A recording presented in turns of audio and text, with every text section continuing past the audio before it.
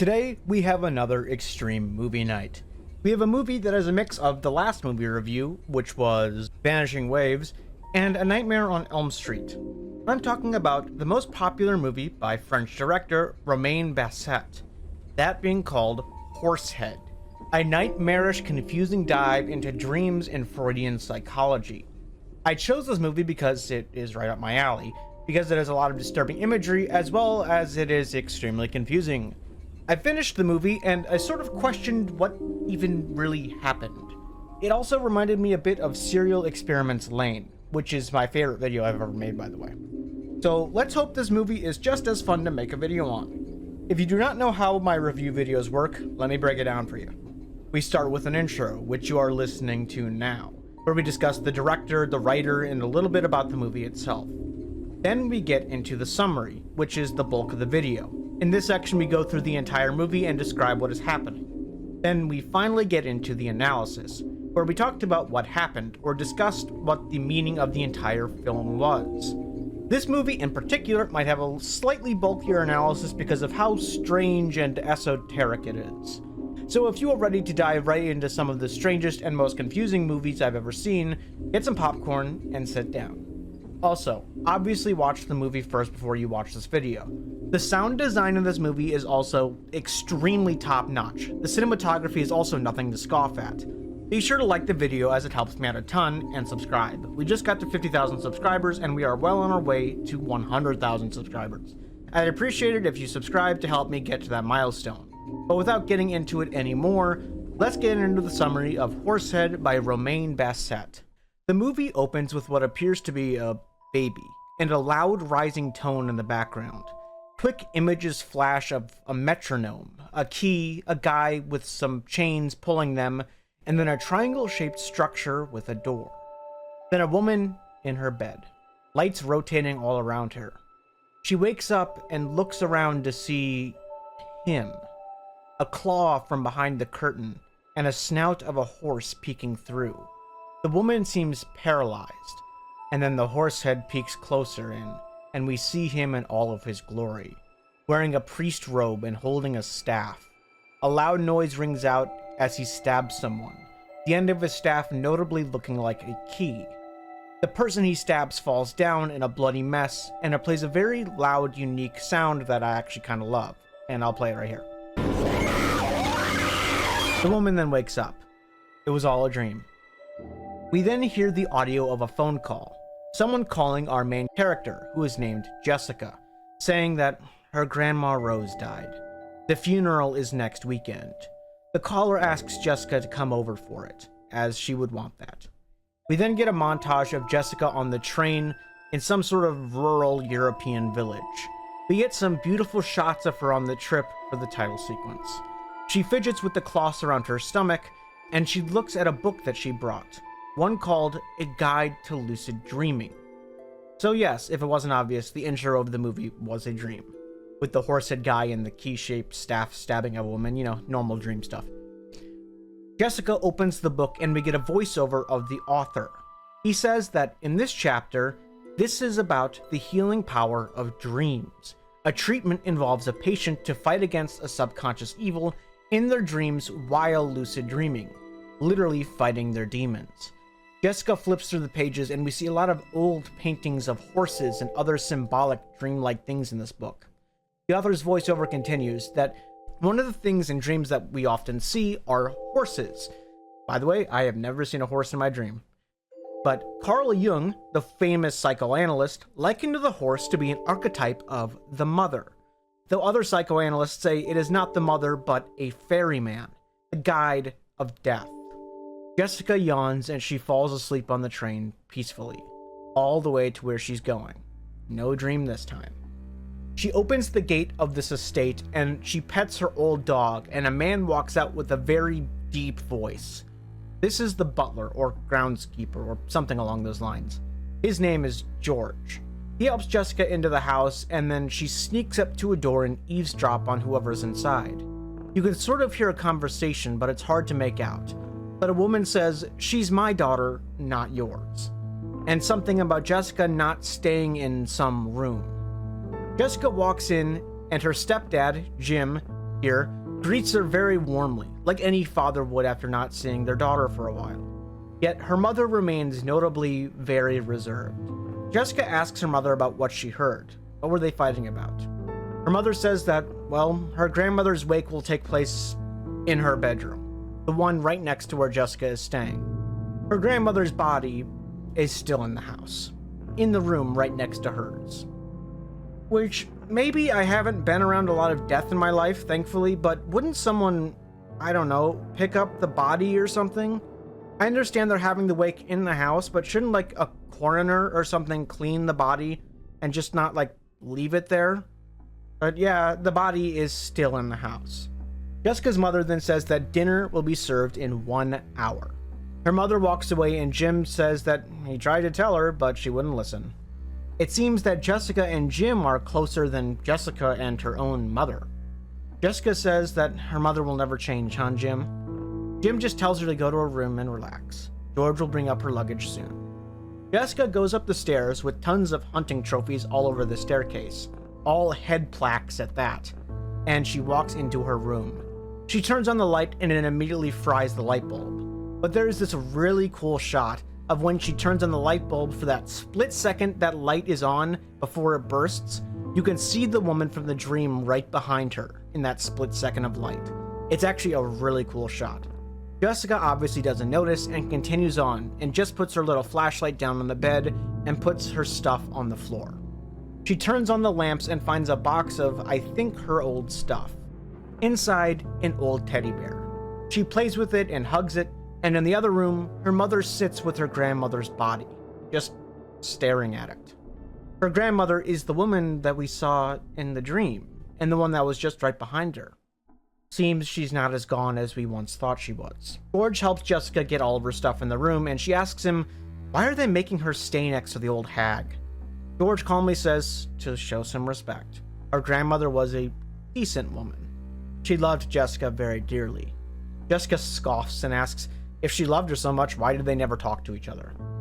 George says it's not really his place to comment, but her grandfather was a real Old Testament type. Real fire and brimstone type of guy. Even after he died, he left a huge shadow over Grandma Rose. Jessica just scoffs again and says it's all excuses. She undresses and goes into the bath, where she falls asleep in the nice warm water. The lights once again dance around her, and as soon as she falls asleep, a very loud and unique noise like that first one rings out. We get really fast, flashing dreamlike images of someone in a placenta, a horse-headed man, a baby's foot, and as quickly as Jessica falls asleep, she lunges awake, terrified by what she saw, obviously. She sort of freaks out in the tub because of this nightmare. At dinner, they pour wine, and Jim asks what it's like to be back in the old family home.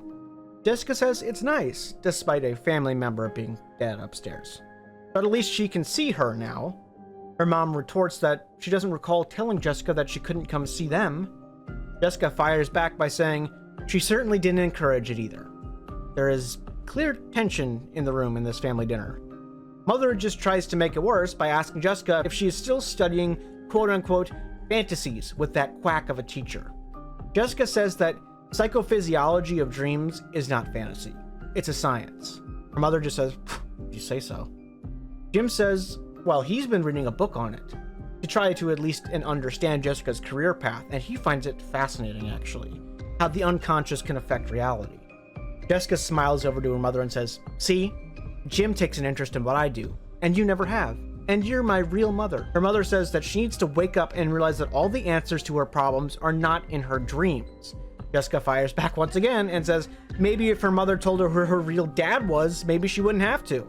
This dinner is going so well. Jim agrees with me and says that this is the first time in 3 years they've had a family dinner and they are already fighting. Come on. They then finish their meal in silence. Back upstairs, Jessica takes out her earrings and puts them in a jewelry box. She then takes an old metronome out from an old box, notably the same one from the first dream. She turns it on and it ticks away. She puts it down and watches it go back and forth. She then gets ready for bed, a loud clicking noise in the background.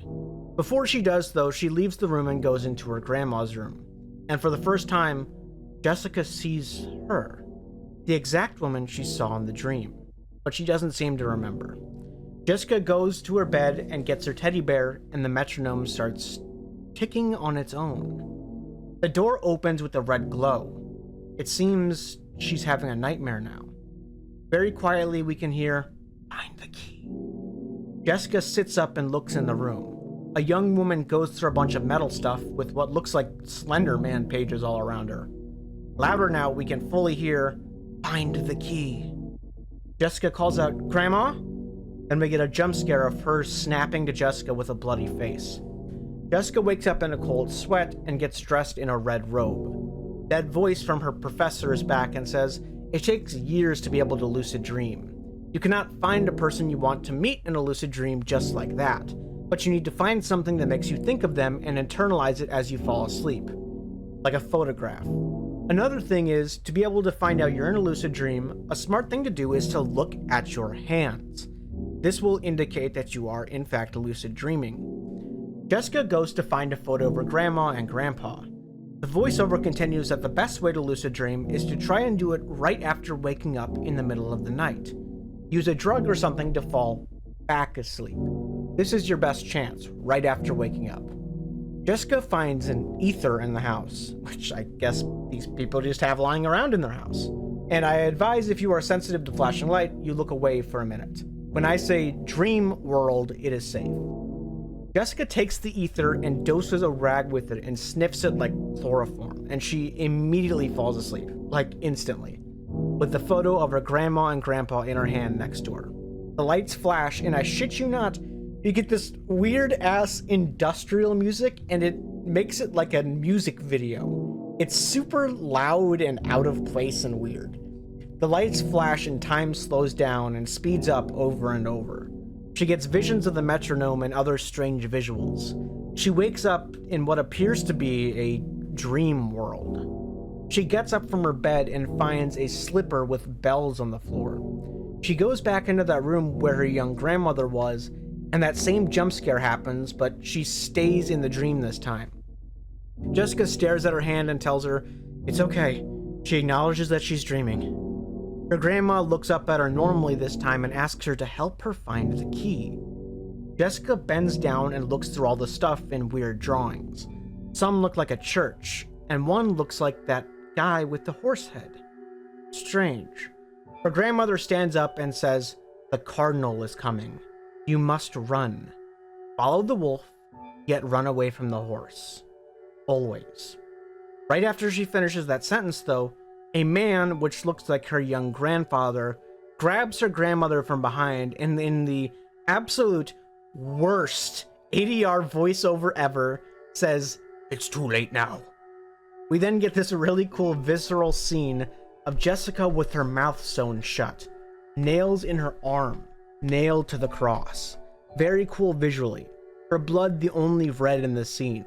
Her grandfather is also there, and in that same cheesy voiceover says, "Show me some pain." This is like a weird Rob Zombie music video. Jessica stares at her young grandpa as it zooms out on her on the cross. She has no arms and no legs. She's just a torso with her breasts exposed. Then there's this cool parallel shot of her waking up with her arms still T-posed like she's on the cross. But now she looks sick, sweaty. Jessica goes downstairs and says good morning to her mother. Her mother says she looks horrible.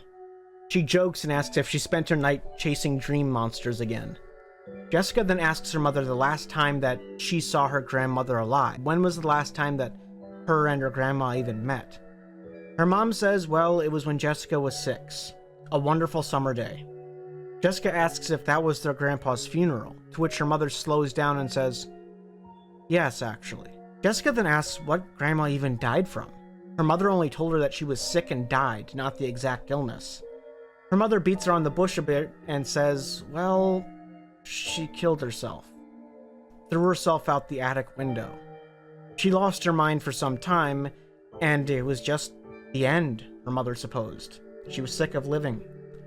Jessica says that she saw her grandma in the nightmare last night, drawing pictures of a horse-headed monster, and asked her to help her find a key. Her mother laughs and says, well, it sounds like she lost her mind in Jessica's dreams as well, huh? Jessica asks her mom if she knows what key that her grandma was talking about. Her mother noticeably stops and says you shouldn't pay attention to anything your grandma says in your dreams, because they are just that, dreams. Besides, even if they weren't, she wasn't herself near the end anyway. A ringing rings out softly, and Jessica says she's not feeling well all of a sudden. Her mother feels her forehead and says she has a fever. She'll house call the doctor. But instead, Jessica goes outside to talk to George instead of going to sleep, who says she looks very pale. Jessica asks George about her grandma's behavior near the end, days before she died. What was she talking about? What made her mom think she was mad? George says that she was acting kind of strange. She seemed obsessed with visions, vague visions, in her dreams. She wasn't always making sense. She spent all her time in the attic searching through things. But her grandma and mother argued a lot near the end. Jessica thanks George and goes to the attic and looks out the window, as if looking where her grandmother jumped. She looks in a jewelry box she finds in the attic and finds a necklace and drawings of the horse-headed man, the same one she saw in the dream. Among them was another drawing, one with scribbles that says, "Caitlin claims to be the Immaculate One," which Caitlin is Jessica's mother.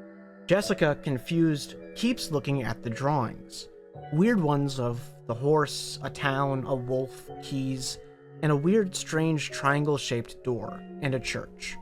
All things that Jessica has seen in her nightmares. Was her grandma having the same nightmares? She continues to look at her grandma's drawings in bed, one of which involves a wolf, perhaps the same one she was told to follow. She internalizes the image of the wolf and sniffs the ether once again, ready to meet it. She falls asleep and once again wakes up in the dream world, the wolf standing over her. It nudges her and sniffs her. She wakes up and hugs the thing. She stands near a stone wall after, and you might think that her belly looks a little distended in this shot. Well, let's just say that's not a coincidence. Jessica follows the wolf into a building and finds a spiral staircase. She goes up it and finds the attic of the house she's staying in. The lights turn on their own, and the metronome starts, and the shadow of the horse appears behind her. Hundreds of metronomes appear and start ticking, and the horse head gets closer. Jessica grabs her head, clearly distressed by something, getting visions of all these strange things, including that triangle door again, her underwater, the horse head, among other things. Jessica wakes up in a sick confusion. Her mother comes over and yells at her for reading her grandma's drawings again. She once again says she forbids Jessica from reading any of her grandmother's delusional nonsense. The doctor walks in and takes some blood from her. He says, "Oh, it looks like a bad case of the flu. She should stay in bed all weekend and take plenty of hot baths." And yes, he says it just like that. Jessica takes a bath and falls asleep inside of it once again. Weirdly, her young grandmother is now behind her, in the bath. Her young grandmother touches her very sensually and caresses her. She whispers in Jessica's ear, "Follow me," and drags her into the water. She is now deep in some pool of water, swimming, clearly now dreaming again. She hears some metal clanging underwater and follows it. She finds her grandmother just standing there, and as she does, her grandmother throws a white cloth at her, which causes Jessica to scream, and the white cloth turns red. Jessica returns to the surface, and the horsehead stabs down from the surface of the water, over and over. He grazes her with her staff and slices a gash in her face. The water turns red, and she swims to the surface and wakes up from the nightmare in the bath. But noticeably, her face does have a gash in it. Something in her dream affected her body for real, like a nightmare on Elm Street. The voiceover from the teacher returns and says that pain is fully psychological. If your mind believes it is being hurt, truly believes it, then your body will respond in tow, actually hurting you. Downstairs, Jim comes in and brings Jessica some food, courtesy of Jessica's mother. He gives her some soup and says that he knows that Jessica's mother can be cold, but go easy on her. Losing her mother has hit her hard. Jessica stammers, her fever making her confused once again. Jim rushes over to her and catches her, to which he just randomly says, "You're right. Your mother's a filthy cunt." which I heard the first time, and I admit, it caught me off guard and I laughed. Jessica falls asleep once again, to which she hears her mom say, "Welcome home, darling." She wakes up next to her mother in the dream, who is noticeably provocatively dressed. She rubs her own daughter and begins making out with Jessica. What the fuck's happening? Caitlin says in a monotone voice, "Sweetheart, what are you doing? Have you no shame? I am your mother." And then her mother slaps her hard. She says, "Go stand in the corner, Miss Goody Two-Shoes." She says, "Go put your hands behind your back."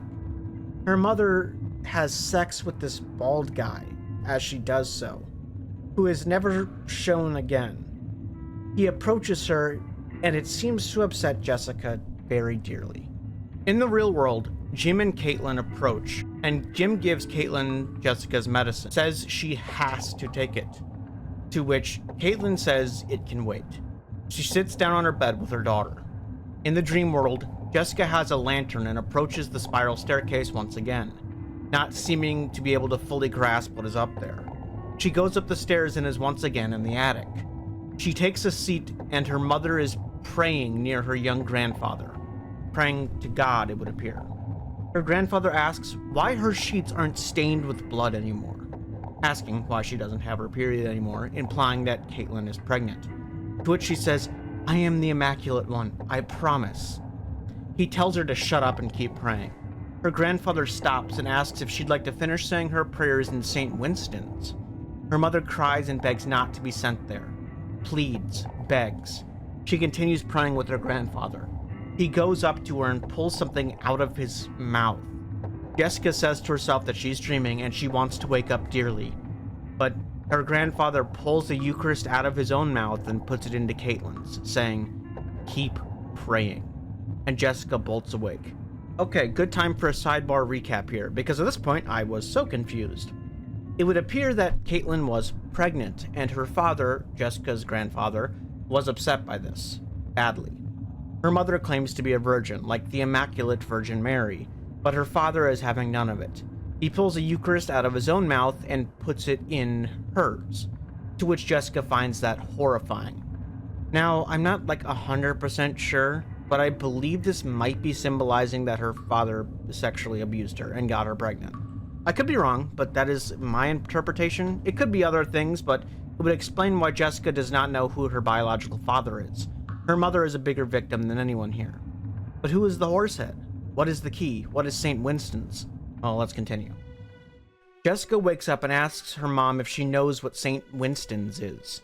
Her mother pauses and says, "Yes," through tears. She says that her father, Jessica's grandfather, told her that is where naughty children go to do penance for their sins. He threatens to send her there a lot. She asks if the Immaculate One means something to her. She asks, where did Jessica hear that? She says her dead grandma, she guesses, in her dreams.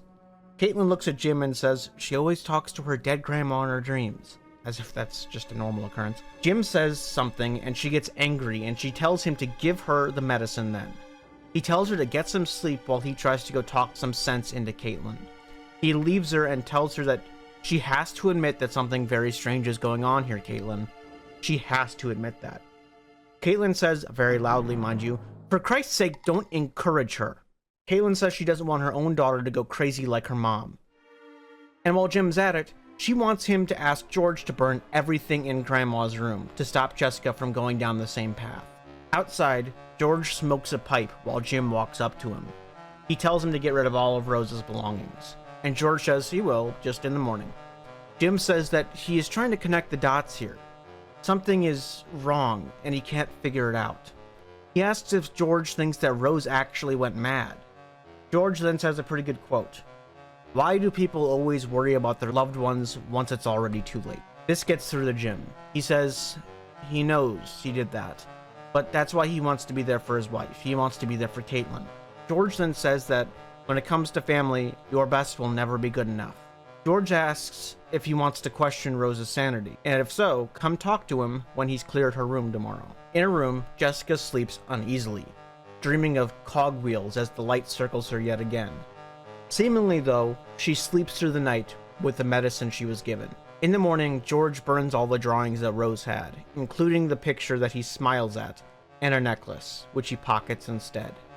Jim walks up and looks at the fire, and George gives him a booklet of Rose's drawings and says, "Everyone is somebody else's lunatic, you know." Jim flips through Rose's book, and George says some secrets should rest in peace. Jim finds a church that he recognizes in the drawings, and Jim goes to it based on the drawing. Outside, he finds a priest who is washing a swastika off a bench. The priest shakes Jim's hand and asks what brings him here. Jim asks the priest about the history of the family, as they've gone to this church apparently. The priest, who has seemingly known the family for a long time, says that Caitlin is very discreet with her story. It doesn't surprise him that she never even told her husband. It makes sense. It's nothing to be proud of. When she was a teenager, she wasn't well behaved, but it was just a form of rebellion. Her father was a real fire and brimstone type, a powerful Christian man from a powerful Christian family. Caitlin was forced to respect his legacy. Harsh and sad. He says that unholy things took place in that church regarding them. Jessica once again takes a whiff of the ether, trying to get to the bottom of this. She wakes up in a black void, the wolf looking over her. She then awakes under the same church in her dreams, though the bottle of ether in the real world spills out onto her bed, making her sniff even more of it, putting her in an even deeper stupor. In her dreams, she finds a cradle, and she looks into it to find a beating mass of organs. She runs away from it scared, and her dream gets more lucid and violent. She remembers her grandmother told her to find the key again. She has a vision of her mother being led by her grandfather, strings from her belly, like a puppeteer puppeting the baby inside of her, stabbing her belly more and more. Her grandfather slaps her and says, "Think about the salvation of your soul," to which her mother only says, "I am the Immaculate One, I swear." Jessica asks what that means, and her mom says she just wanted to live. Although he had already killed Jessica, her belly continues to grow for some reason. And obviously, he didn't kill Jessica because she's alive, you know. Jessica wakes up and goes downstairs, to which Jessica says that she needs to talk to her mother, and Jim helps her sit down. She says in her dream she saw her mother with giant needles in her pregnant belly. This gets Caitlin to stop eating. Jessica says that her father played with the needles. She says she knows it means something. Caitlin says she's taking her dreams too seriously. She's sick. They're just fever dreams. Jessica needs to stop. Jessica says she just needs to go back, and she falls off her chair, and Jim carries her upstairs and yells at Caitlin that they need to talk now. Jim lays Jessica down and tells her that she's right. He thinks that Caitlin's hiding something. He doesn't know much about lucid dreams, but if she really can see things in there and can go wherever she wants, she should go to St. Winston's Chapel. The truth lies there. She wakes up in the dream world. She's in a velvet room. No, not that one, but a room literally made of velvet. She gets up from her bed, and in the real world, Caitlin is nervously picking up the phone and calling the doctor yet again. Caitlin says she thinks her daughter is in pain from her nightmares somehow. It's like she gets hurt in the nightmares, though she sleeps in bed all day, where we hear the revelation that Jessica is pregnant. In the dream world, somehow Jessica picks up the phone and hears the whole conversation as well. The doctor says that the lab work came back. Your daughter is pregnant, but benzodiazepine will stop her from dreaming. Caitlin cries hearing the news about the pregnancy, and Jessica walks away from the phone in the dream world, with the Horsehead stalking her in the distance, just watching. The wolf howls and looks over at Horsehead too, the church ominously in the distance. Jessica gets on a boat, perhaps the ferry to the underworld, like talked about in the beginning. As this is happening, Caitlin is trying to wake up Jessica in the real world, though Jessica follows the wolf to the church, where she sees the Horsehead. The wolf snarls at the Horsehead, and a showdown is about to begin. All while in the real world, Caitlin is still trying to wake up Jessica. It begins to rain in the dream world as the wolf runs towards the Horsehead, and the Horsehead slices through the wolf with his key staff. Jessica almost faints in the dream after, and she's woken up in the real world finally. It's almost as if in the dream she cannot make it to the church no matter what she does. Caitlin wakes her up and gives her a pill, but Jessica doesn't want it. She needs to get to the bottom of this whole thing, and she needs her dreams to do that. The benzodiazepine will ruin her dreams. Caitlin force feeds her the pill with some water, but Jessica just hides the pill under her tongue. The medicine will make her not dream, therefore she cannot take it. She grabs the ether once again and sniffs it and takes the pill out of her mouth. She falls back asleep. She dreams of the metronome and then is back with the dying wolf, it whining near her as she holds its wound. She then cries as the rain continues to fall. Jessica then puts her hand in the wolf's wound and finds it. Finally, the key, the one her grandma has been searching for. She walks in the rain and now can get to the church. She enters and sees a strange scene. Her mother with a swollen belly among a cult-looking arrangement. Her grandfather and mother standing over her mother giving birth, it would seem. But the baby was stabbed, right? Killed by her grandfather. Her mom cries out in pain as she delivers a terrible sight. Her grandmother grabs a sheet, notably the same one she threw at Jessica in the water dream, and a stillborn child comes out, fleshy and dead. Her grandfather stares in delight, but Caitlin doesn't stop crying in pain. Her grandmother goes over and she delivers a second baby, one very much still alive, one that would become Jessica. There were twins. The grandfather only managed to stab one. Grandma Rose shows Caitlin the second child, and grandfather says that she has used their faith in God to conceive a child. Shame on her. She is as immaculate as the sheet she has stained with the birth of the child. This child, nor Caitlin, will ever enter this church again. Both children should have died this day, her grandfather says. Her grandmother still gives over the child to Caitlin, but her mom says she can't bury the child without her name. Caitlin says she would have named the child Lucy, but she never knew about the second child, so she didn't pick out her second name. But now, she shall call the living child Jessica. The whole scene of people then seems to notice Jessica in the back as she runs away. It would seem that Jessica has the power to lucid dream at any point in time during her dreams, even the moment of her own birth. She leaves the church and puts on the necklace of her grandma's and goes back to the attic. There she sees her young grandma yet again, who is holding the stillborn still. She takes it forward in the attic, past a lot of junk until she gets to that triangle door again. Jessica follows when the Horsehead appears. It grabs Jessica and she runs away in slow motion from it, like how in dreams that often happens to us, until she falls out the window, just like her grandma did, into a thing of water. Remember, this is still a dream. She is in reality still in bed. But then she wakes up again in a dream within a dream, in the velvet room. She's still holding the key. It's getting confusing. Jessica gets up and stammers around and puts on shoes, but keeps falling down. A hand reaches out and pets her head. She is now on the staircase with her mother, who still has needles in her stomach. And she says, "You have been the burden of my entire life. You are the daughter I didn't want. I'll just pretend you were never born." Then she stabs Jessica in the stomach, who is in real life on the staircase as well now. How? But remember, her dreams affect her in real life too, so she is now bleeding from the chest in the real world. She takes out the needle in the dream and says to her mother, "You've always blamed me for your mistakes. Don't worry, I'll get rid of me for you. Goodbye, mother." She then stabs her own mother in the chest with the needle, killing her mother in her dream by her own needle. She stammers up the stairs in her dream and in reality as well. She falls on the carpet, sick and bleeding and dying in the real world, convulsing in her last moments. She then passes out. But remember, even while passing out, she still dreams. She wakes up in her last dream, one last time.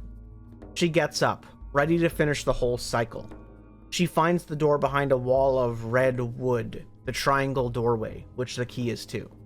Before she can get there, though, the Horsehead grabs her and spins her around. And the cinematography in this scene is beautiful. It really is in the whole movie, but here specifically. The background is stained glass of a church. In the real world, Jim and Caitlin try to call the doctor for their dying daughter. But in the dream, Jessica looks at her hand and remembers that she's dreaming. She can do whatever she wants here. She is lucid, finally. She summons the triangle door yet again. She takes the key and makes a staff of it instead, the same one the Horsehead has, notably. But in the real world, Jim holds his daughter. The Horsehead tries to stab her in the dream, but Jessica stabs it first, the Horsehead falling as it is skewered by the key, just like that one portrait in the beginning. The door stumbles open, finally, the light inside bright and enveloping. Inside the door, a placenta with something in it lies. Jessica walks over to the Horsehead as it dies in the other room, its face falling apart. The placenta creature tries to break free as the horse dies, and finally as Horsehead falls, the placenta creature breaks free, born at last. From the Horsehead's death, this thing is born. It looks like Jessica, but is not. More than likely this is the stillborn twin, or something else we will talk about in the analysis. And because its life is linked with the Horsehead, it is more than likely that the Horsehead is also a representation of the stillborn twin. The twin opens her eyes, and Jessica goes over and hugs her. In the real world, Jessica convulses and then, well, seems to die. The two twins embrace in the dream world and cry in each other's arms. In the real world, Jessica lie dead from her wound. Caitlin and Jim cry with their child in their arms, but Jessica wakes up in the dream world yet again, her eyes becoming more and more like the twins, the two becoming one.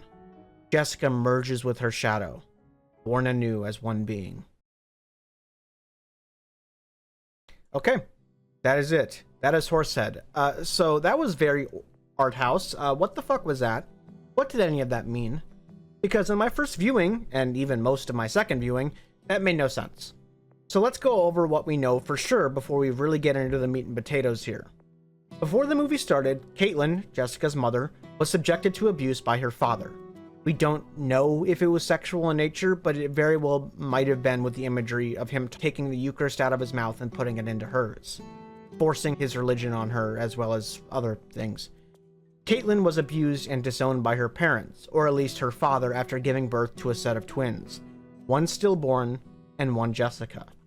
More than likely, her father being her own baby daddy. I know there's a better word for it, but that's what I'm going with. She raises Jessica and marries Jim later.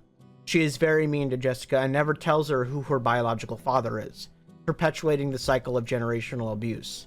Nowhere as near as bad as her father did to her, but she is still very cold to Jessica. Jessica goes to visit her after her grandmother dies, where she is subjected to dreams and a sickness, and Jessica, knowing her Jungian and Freudian psychology, attempts to get to the bottom of her own dreams and her own real feelings about her mother. Little does she know, she is pregnant herself.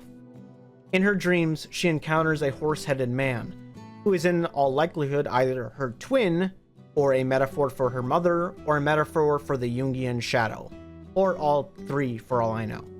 She follows a wolf in the dream, and only after the wolf is killed does she find the key to what she is looking for, a truth of some sort. She enters the dream world one last time at the cost of her mental health, and maybe her physical health as well, and has a showdown with the Horsehead in her dreams, defeating it. Perhaps metaphorically beating the cycle of abuse her mother has thrust on her. She then encounters her twin, or perhaps her shadow, and she merges with it in the end, becoming whole. That is at least what I think happens in the movie, or at least some very art house depiction of it. I believe the message here is that generational trauma will destroy all of those who suffer from it, whether that be the victim or the perpetrator. The only way to break the cycle is to confront the parent who enforces it, and then you have to be better. Simple as that. Be better. However, I want to know what you think the meaning was before we go any further. Go ahead and pause the video and tell me if you agree or disagree with my assessment, because as far as I can find on YouTube and the internet as a whole, there's no definitive answer. Only a couple YouTube videos have ever even touched the movie, and they didn't even get into the meaning of it. So of course, I have to take my very flawed opinions and throw them into the ring. But let's talk about the symbolism and the message of the movie now. First of all, what is the Horsehead? Well, in the beginning, they say it's a ferryman of sorts, or perhaps a representation of the mother, but I believe it is both of these. The mother pushing her daughter forward through the trauma, wanting her to break free, but yet still perpetuating the generational trauma. The wolf is tricky, but the best explanation I can maybe come up with is the desire for the truth, the will, or perhaps even Jim. The will to find her real father and what has happened during her own birth. Only when Jim helps her does she find the key. Once her mother/Horsehead smites that will down, or Jim down, the key emerges. How Jessica takes the key from the wolf's body perhaps means that she found the means to the answer of the question, even after her mother tries to stop her. She takes the key to the truth and smites down the generational trauma, ready to be better for her own child not yet born. But that is all I can figure out. Part of this video is me asking what you all think this movie means, because this is definitely the most confusing one we've done so far.